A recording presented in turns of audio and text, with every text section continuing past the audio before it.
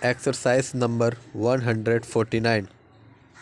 Sir, I would not like to go into details, but I would like to inform the honorable members that even this year the weather has not been very favorable.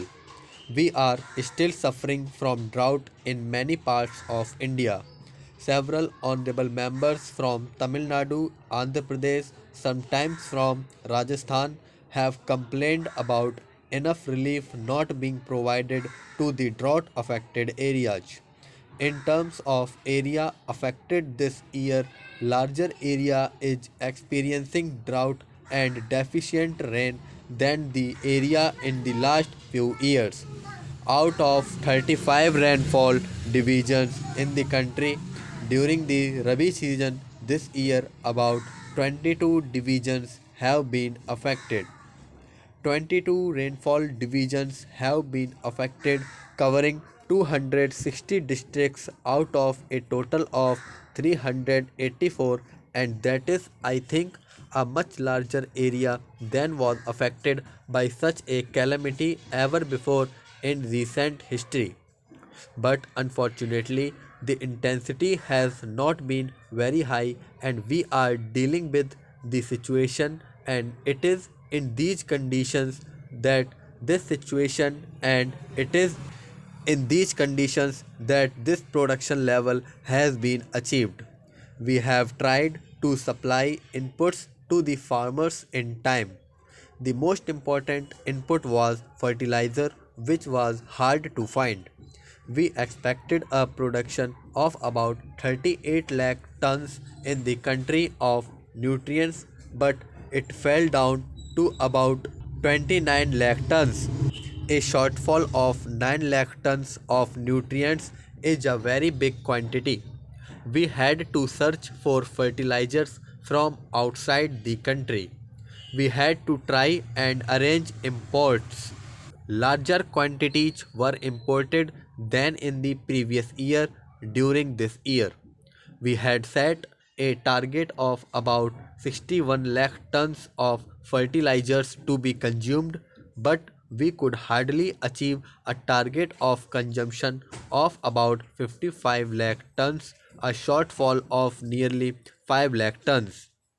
If it had been arranged, it would certainly have given us additional production of about 40 to 50 lakh tons or 4 to 5 million tons extra. That probably could take our production to about 136 or 137 million tons of food grains, which could make our position very comfortable.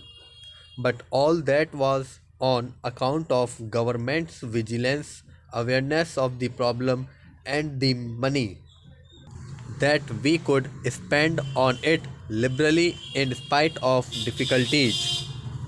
A criticism has been made that fertilizer is very costly. I do not say it is not costly. I wish it could be very costly. I wish it could be supplied much cheaper to the farmers, but who does not know the financial constraints which we are facing? We wish fertilizers to be made very cheap for farmers in our country, irrigation and power to be supplied cheaper to the farmers. But even at the price that is now fixed, and with the decision that we took to supply fertilizers at a uniform rate throughout the country, whether a block was situated on the railhead or in the interior, the cost of transport is to be borne by the government, and the price fixed as low as we could possibly make it. We still have to bear a subsidy burden of 4,000 crores of rupees during the year on fertilizers alone. And with the same price prevailing, it is expected that in the next year we shall have to bear a subsidy burden of 6,000 crores of rupees on fertilizers. That is not a small amount for a developing country. There are many other areas in which the government is providing subsidy. Water for irrigation is subsidized everywhere. Canal rates do not bring enough money to look after the running of canals. States have to undergo losses on pesticides, insecticides, on plant protection measures. There is a subsidy.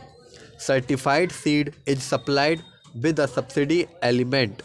There are various other things, but then, as I have said earlier, we hope what we have not been able to do so far, we shall do in future.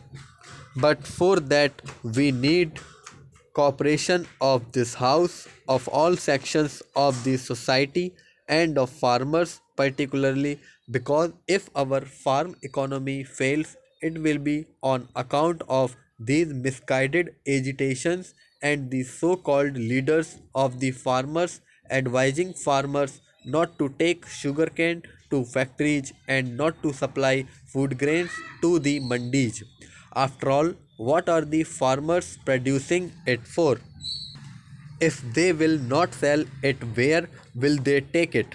I am really surprised, sir, at what my honorable friend has said, that the food grains should not be taken to mandis. He is a farmer.